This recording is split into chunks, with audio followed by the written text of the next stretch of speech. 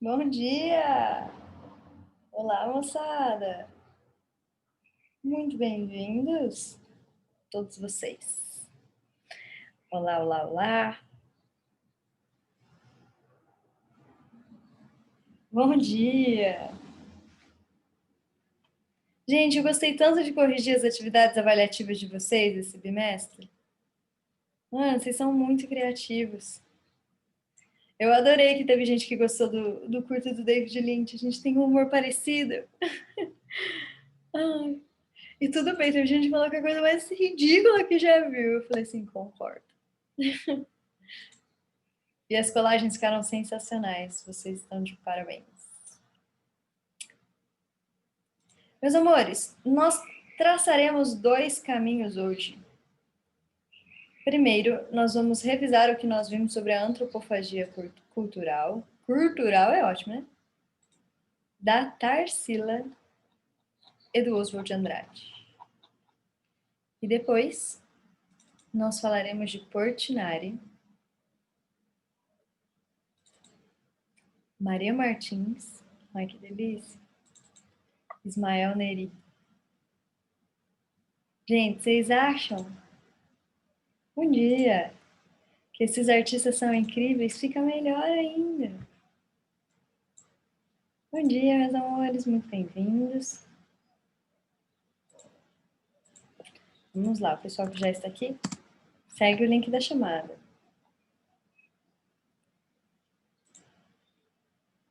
Então vamos lá, Tarsilinha.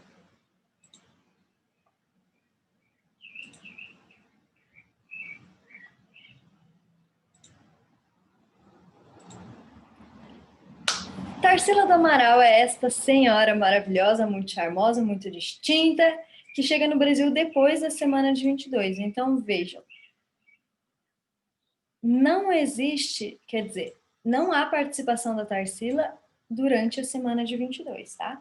Em 22 ela chega, conhece o grupo modernista e logo parte para Paris, onde ela convive com os cubistas, sobretudo Fernando Léger, que é um cubista do período analítico. Bom, em contato com o Fernando Léger, ela dá uma geometrização radical e foge daqueles estilos pelo qual ela estava caminhando. Aqui a Tarsila é realmente moderna e é aqui que ela começa a se popularizar, quando ela usa a estética moderna para falar de temas brasileiros. Tarsila do Amaral, ela tem uma obra que é dividida em três fases. Atenção, três fases. Primeira fase, pau-brasil. Segunda fase, antropofágica. Terceira fase, fase social. Fase pau-brasil, nós temos uma geometrização do estilo cubista e cores caipiras. Professora, por que ela tem esse estilo geométrico, caipira? Porque o objetivo do pau-brasil, desse movimento pau-brasil, que o Oswald de Andrade também faz parte, a Tarsila e o Oswald de Andrade, a partir de 1924, eles têm um relacionamento e se casam. Então, o Oswald vai fazer vários manifestos em literatura e ela em pintura, e eles fazem parte desse mesmo movimento.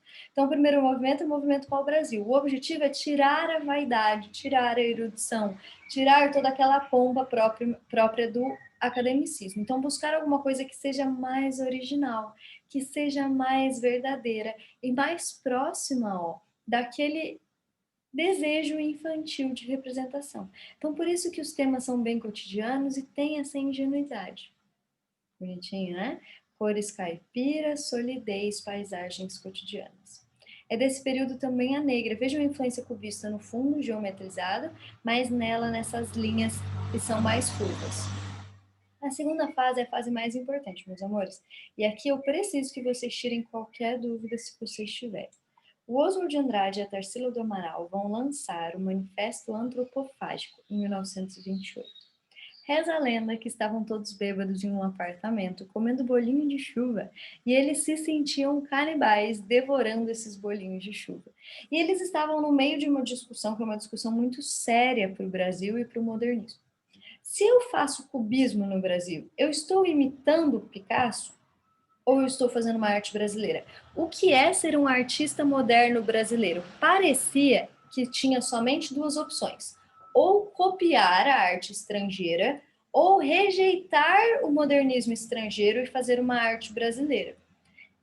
Nesse dia, bêbados no apartamento, eles tiveram um insight genial. Eles falaram: vamos ser canibais, assim como os nossos índios eram canibais. Vamos devorar a arte europeia, pegar só aquilo que há de mais importante. Quando os índios canibais antropofágicos, eles devoravam e consumiam carne humana, eles consumiam uma parte simbólica do corpo que representava o que a pessoa tinha de melhor. Então, se a minha avó é muito bondosa, prepara-se o coração dela e a gente consome o coração para adquirir as melhores características dela. A proposta da antropofagia é: vamos devorar o Picasso, vamos devorar o Salvador Dalí, vamos pegar só aquilo que eles têm de mais interessante. Vamos estudar e, em vez de meramente copiar, vamos deglutir uma arte brasileira. Vejam que aqui, ó, o Abapuru da Tarsila do Amaral tem a distorção expressionista, tem a ausência de profundidade cubista, mas não é cópia de nenhuma das vanguardas. Ela devorou o surrealismo, o cubismo e o expressionismo e deglutiu e cuspiu e vomitou uma arte verdadeiramente brasileira. Fez sentido, meus amores? Vocês entenderam o conceito de antropofagia cultural? Eu posso explicar quantas vezes for possível. Esses dias eu estava dando essa aula para o 9º ano e eles fizeram prova. E aí eu perguntei, né? Poxa, o que é antropofagia? Coisa mais bonitinha, eles falando.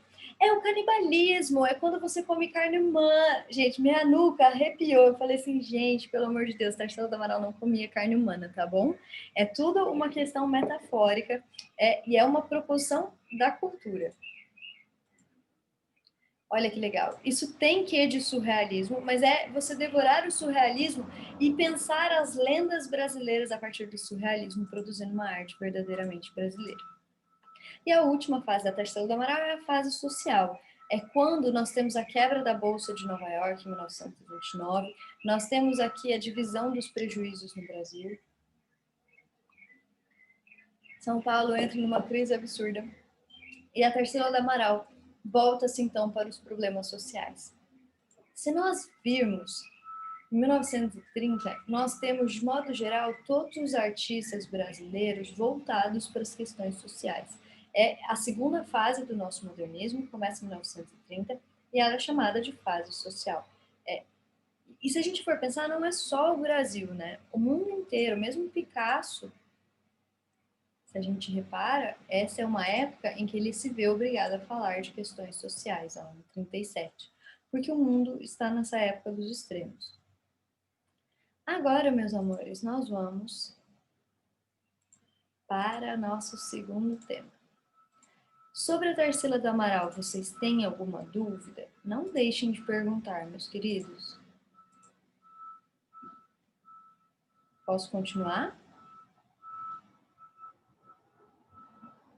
Respondam nem que seja um ok. Beleza. Muito obrigada. Então vamos lá.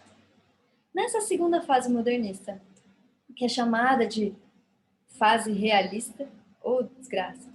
Por que fase realista? Ah, eu fechei.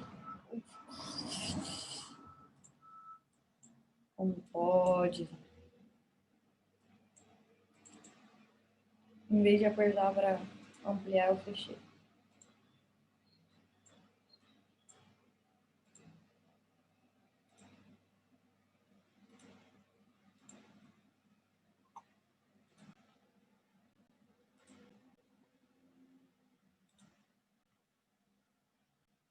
Então vamos lá. Essa segunda fase do modernismo brasileiro engloba a fase social da Tarsila e essa produção de 1930. Então, quem produz em 1930? Cândido Portinari, por exemplo, é um dos grandes artistas desse período. O Portinari é este senhor, coloquei um retrato dele, ele era filho de imigrantes italianos que vieram trabalhar numa fazenda de café no interior de São Paulo, na cidade de Brodowski.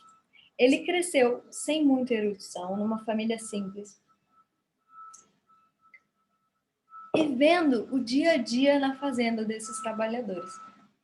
Quando ele tinha 8 anos, ele não sabia ler e escrever direito, mas ele já pintava lindamente. E ele é convidado pelo padre da igreja local a ajudá-lo a pintar essa igreja. Ele faz um trabalho lindíssimo. Com 16 ou 15 anos, ele já entra na Escola Nacional de Belas Artes, de um talento memorável. Ele aprende a técnica acadêmica. Mas aí, em 1928, ele viaja o mundo. E ele viaja, sobretudo, para o México. No México, ele se apaixona pela obra do Diego Rivera, marido da Frida Kahlo. Os dois são pintores modernos. A Frida Kahlo muito mais próxima do surrealismo, do realismo mágico, que são esses movimentos mais fantásticos, mais maravilhosos. E o Diego Rivera, numa abordagem mais social. O Diego Rivera era comunista, inclusive fez painéis imensos para as fábricas lá em Nova York, olha só. Tiveram que engolir o Diego Rivera, crítico como era. E ficou lindo. O mural dele na fábrica de Detroit é inacreditável. Mas enfim, o Diego Rivera ele faz parte de um movimento chamado muralismo mexicano. São pintores que eram contratados pelo governo na sua fase mais de esquerda do México, e eles fazem murais imensos e lindos sobre a importância do trabalhador, então sobre a luta de classe, sobre o trabalhador rural, sobre o trabalhador urbano, sobre os índios, as favelas. São lindos. O Cândido Portinari se apaixona pelo muralismo mexicano e ele adquire muitas dessas características. Em 1930, final de 1930 e começo de 1940, é a fase em que o Portinari mais se dedica a essa pintura social.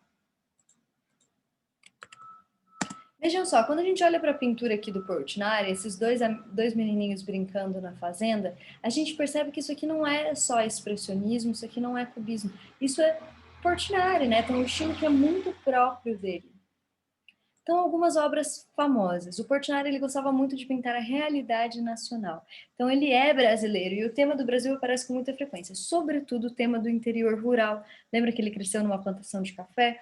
Então, vejam, aqui ó, é uma plantação também. Ela se estende por áreas imensas, um trenzinho passando, a árvore derrubada. E em primeiro plano, sim, Mário Portinari faz parte dessa segunda fase do modernismo na pintura. Tá? Que coincide mais ou menos com a segunda fase do modernismo na literatura também, que é a partir de 1930. O Portinari e a Tarsila, parte da Tarsila também faz parte dessa segunda fase. Vejam só como esse trabalhador está em primeiro plano. O Portinari ele acreditava na arte como uma ferramenta que pode dar consciência de classe, como uma ferramenta que pode dar dignidade para essas... Que susto! Dignidade para essas figuras. Os temas são nacionais, sobretudo esses temas da fazenda, e esses trabalhadores em primeiro plano, com um ar bem dignificado. Gente, olha que lindo o tamanho desse pé. Você repara o tamanho desse pé, o tamanho dessa mão? Isso vem do expressionismo, não é? A síntese, o exagero.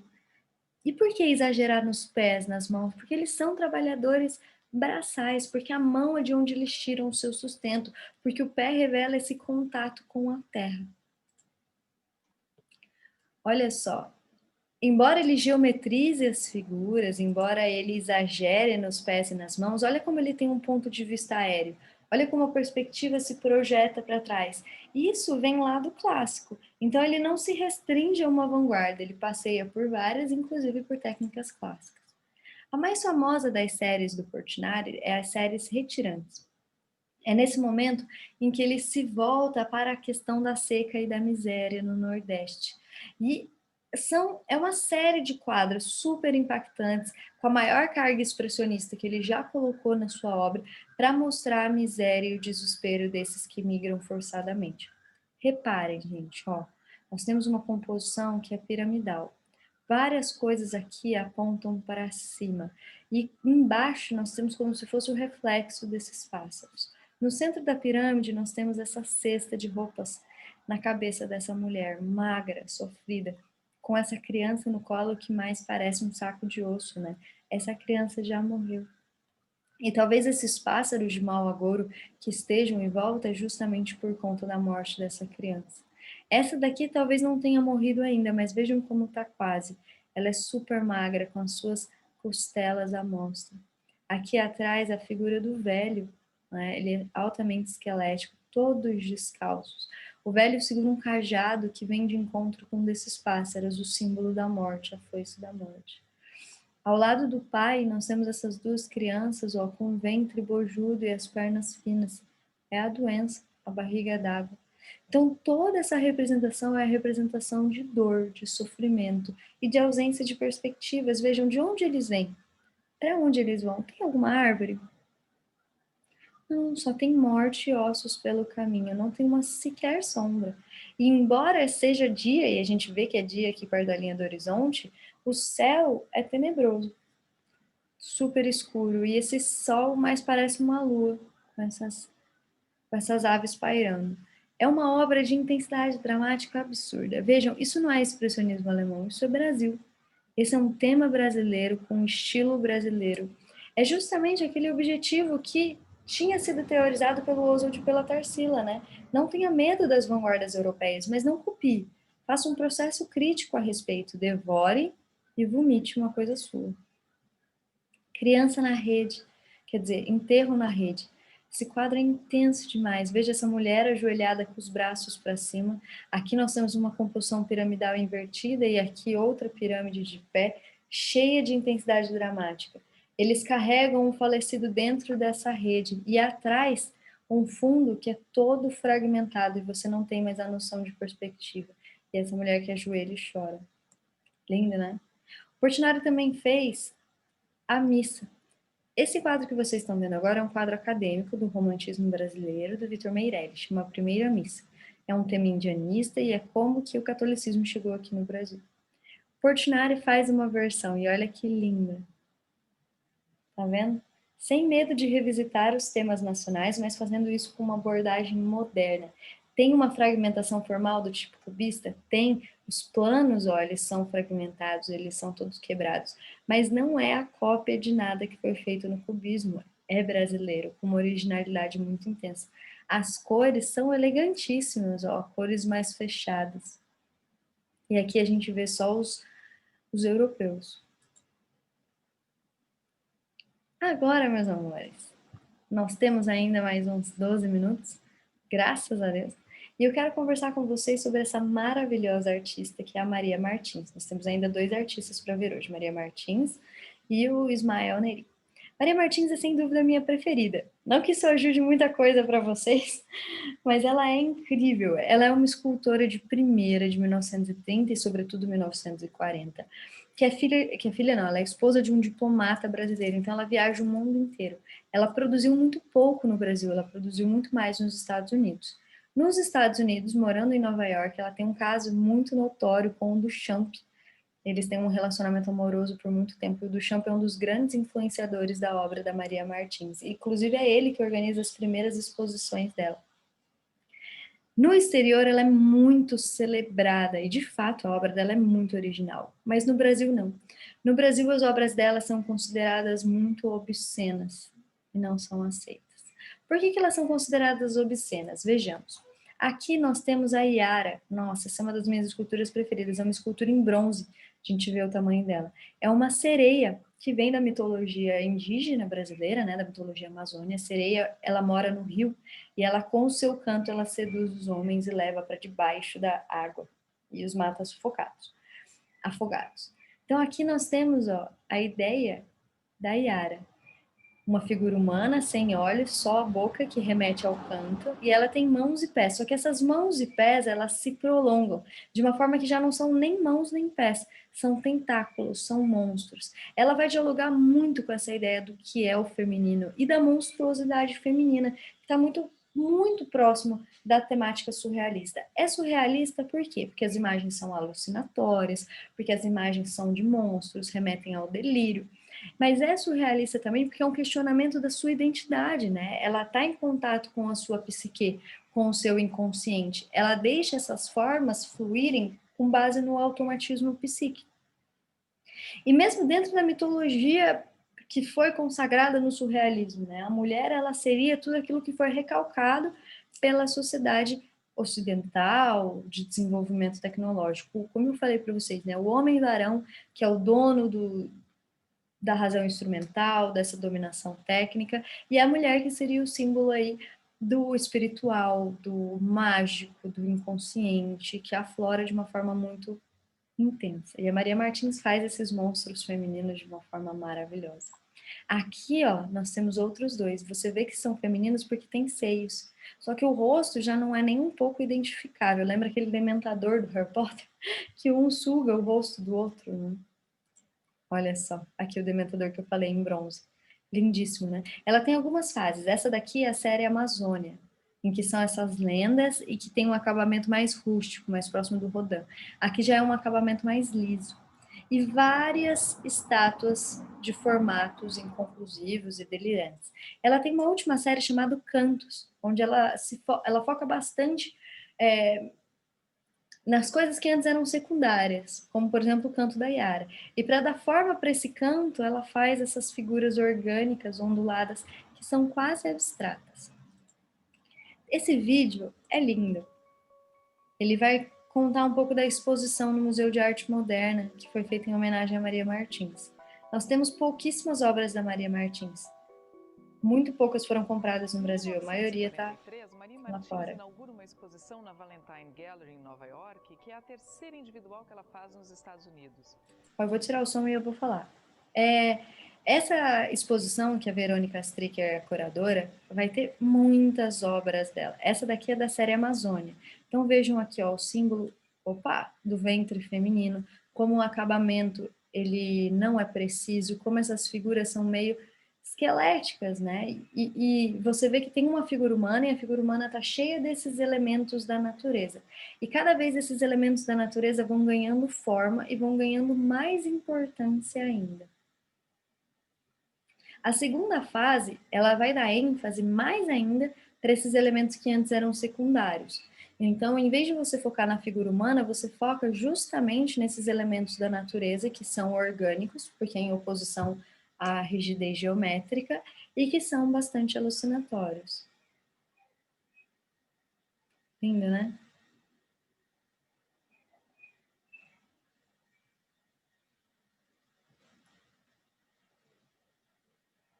Vocês estão conseguindo ver? Maria Martins fez uma série de esculturas em que a figura humana já aparece transformada. Se prestarmos atenção, por exemplo, nessas duas esculturas atrás de mim, que se chamam Saudade, percebemos que essa figura feminina aparece com as pernas alongadas, né? E já não são mais pernas, elas se transformam em alguma outra coisa, que lembra uma folhagem ou que lembra até um rabo de peixe, né? Fazendo supor que talvez se trate de uma Iara. Vocês estão conseguindo ouvir? O quarto núcleo da exposição se chama Cantos. Nesse núcleo, encontramos trabalhos que tendem a uma abstração. Trabalhos como o Canto do Mar, que está aqui ao meu lado, ele apresenta formas mais arredondadas, mais indefinidas, como se Maria Martins quisesse dar forma àquilo que não é palpável, àquilo que não é figurável, como o canto, como a voz. O quinto e último núcleo da exposição se chama Esqueletos. Em obras como Tamba Tajá, percebemos que a figura ela perde corporalidade, ela perde massa, como se dela restasse apenas o seu esqueleto, radicalmente a sua oposto ossatura. ao outro. Ela também tem aqui cerâmica, nessa salinha estão reunidas as 16. Legal demais, né? Maria Martins é fodida. E aí, o Ismael Neri. Gente, o Ismael Neri é paranaense, ele é um dos pintores mais lindos de todo o nosso modernismo, só que ele nunca se consagrou, ele morreu muito novo. E as obras que ele fez ficaram com os amigos dele, ele nunca vendeu para o museu. Então, fazer um livro sobre o Ismael Neri, hoje eu estava até procurando um livro dele. Meu, é R$ 400 um livro do Ismael Neri. Tem muito pouca coisa escrita sobre ele e muito pouca obra dele disponível. Para fazer uma exposição dele, eles tiveram que ir atrás de todos os amigos que tinham quadro, e assim, são exposições muito raras. Mas o que a gente sabe? Que o Ismael Neri é um pintor de vanguarda, que ele passa por várias temáticas. Ele gosta muito da representação da figura humana, esse é ele, e a sua esposa Dalgisa. A Dalgisa, a esposa do Ismael Neri, ela era uma poeta, uma escritora. Os dois produzem bastante. Olha que lindo esse quadro, não é? Lembra um pouco do Modigliani aqui no rosto comprido, na boca pequena, mas lembra sobretudo a Art Deco nesse estilo. Vejam como a coloração é roxa, né? A sombra é roxa, diferente demais da obra de arte acadêmica. Esse aqui no meio são os gêmeos. Olha que interessante, você tem um rosto aqui e outro rosto aqui. E no meio você reproduz uma terceira face. Isso aqui é cubismo, da sua forma mais original. Nem Picasso pensou nisso. É aquela ideia de fragmentar o rosto e ver o mesmo rosto de vários lados, criando coisas novas. E tem aqui um quê meio metafísico, um quê bastante sobrenatural. Como se essas imagens que estão aqui produzissem alguma coisa inquietante. Um gêmeo que é um o duplo do outro e que são três. E aqui a maior influência também do cubismo no seu autorretrato, o perfil e a fragmentação dos braços. Vejam como a coloração que ele usa é uma coloração incrivelmente elegante. Aqui é a Dalgisa, sua esposa, linda. E aqui é a sua fase mais surrealista, em que ele parte para o inconsciente, para essas imagens alucinatórias e de delírio. Legal, né? Ué, de novo? Olha só, mais esculturas da Maria Martins. Aqui daquela sua primeira fase, série Amazônia. Ah, nossa, essa aqui é legal também, ó. Vejam que é uma figura feminina cheia de tentáculos e aqui uma figura masculina que se distrai, que se afasta e ela agarra seus tentáculos. Lembra um pouco de lesma. Meus amores, para encerrar, eu quero conversar com vocês sobre arte naif. Arte naif significa arte ingênua. A gente chama de arte ingênua a arte feita por aqueles pintores que não frequentaram a escola de belas artes. Existe, principalmente nos anos 50, uma série de pintores que fogem da Escola Nacional de Belas Artes, que são autodidatas, que aprendem sozinhos e que passam a ser valorizados, 1940, 1950. Quem são esses artistas naif que costumam cair nas provas e que são valorizados? José Pansetti, Francisco Rebolo, Heitor dos Prazeres e, principalmente, o Alfredo Volpi, é o que mais vai cair. Meus queridos, o que é arte naif, então? É a arte daqueles ingênuos que nunca tiveram uma educação formal em pintura. Quais são as características da arte naif? Ela tem um tratamento ingênuo das figuras, ela não tem a mesma proporção que as figuras da Academia de Belas Artes pela ausência de estudo mesmo. E isso gera um estilo que é muito enigmático, que é muito bonito. Ora, vejam, se o objetivo da arte pau-brasil era justamente tirar a vaidade dessas pinturas, por que não valorizar aquelas que sequer passaram pela Escola de Belas Artes? Percebem? Nesse contexto de 1940, nós vamos ter alguns ateliês coletivos. Nós temos grupo de artistas que nunca frequentaram a Escola Nacional de Belas Artes, mas que se unem para aprender pintura.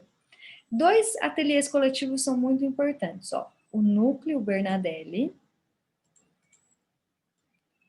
que é do Rio de Janeiro, e o Grupo Santa Helena. Esses dois são de arte naif, tá? Esses dois outros que eu coloquei para vocês, o SPAM e o CAN, eles são clubinhos de artistas consagrados. Então, eles não são naif, mas esses dois são. Vamos começar com os naifs. Este aqui que vocês estão vendo, ó, é o José Pansetti. O José Pansetti vai fazer parte do Núcleo Bernadelli. O Núcleo Bernadelli fica no Rio de Janeiro e ele se dava embaixo dos porões da Escola Nacional de Belas Artes. Por que Bernadelli? Porque o dono do diretor da Escola Nacional de Belas Artes era Bernadelli. E ele autorizou que, durante a noite, eles se reunissem ali. O José Pansetti era marinheiro, então ele pintava principalmente as marinhas, olha só. Nós temos grupos de estudo sobre a obra do José Pansetti, principalmente quem estuda a importância da paisagem. Tem uma artista contemporânea muito legal, que ela pegou uma obra do José Pansetti, colocou no fundo, por cima, ela colocou um slackline e ela se equilibrava em cima do slackline. Então, ela fez um vídeo, que era um vídeo, uma instalação de vídeo. Você entrava na sala do museu e tinha esse vídeo rolando, que era ela se equilibrando no slackline em cima de uma paisagem do Pansetti. Assim que eles são revisitados. Além do grupo Bernadelli, nós temos o grupo Santa Helena. O grupo Santa Helena ficava em São Paulo, num prédio muito famoso que é o prédio Santa Helena. Nesse prédio Santa Helena tinha vários escritórios e eles alugam um ateliêzinho. E nesse ateliê eles dividem o aluguel. Quem vai frequentar esse grupo Santa Helena vai ser o Mário Zanini, o Francisco Rebolo. Francisco Rebolo, ele era jogador do Corinthians, gente. São todos eles filhos de imigrantes, pobres, pintor de parede, carpinteiros, que querem estudar pintura. Então, eles fazem esse grupo de estudo, eles fazem excursões para pintar ao ar livre, eles fazem estudo de modelo vivo, e principalmente de paisagem. Esse é o Francisco Rebolo. Estão vendo esse tonzinho ingênuo? Existe uma tentativa de fazer uma pintura acadêmica. Ela não tem essas discussões das vanguardas europeias propriamente dita. Mas a ausência de formação faz com que essas pinturas sejam ingênuas e muito valorizadas agora no contexto do modernismo. Então, ele era jogador do Corinthians, o Rebolo. Inclusive, é ele que faz o símbolo do Corinthians. Beleza? Na semana que vem a gente vai falar do Alfredo Volpi e vamos começar a caminhar pelo abstracionismo. Na real, a gente tem bastante coisa para ver ainda. Vamos falar de várias coisas. Beleza? Muito obrigada, gente, pela paciência. Qualquer dúvida, estamos aí. Boa semana. Tchau, tchau.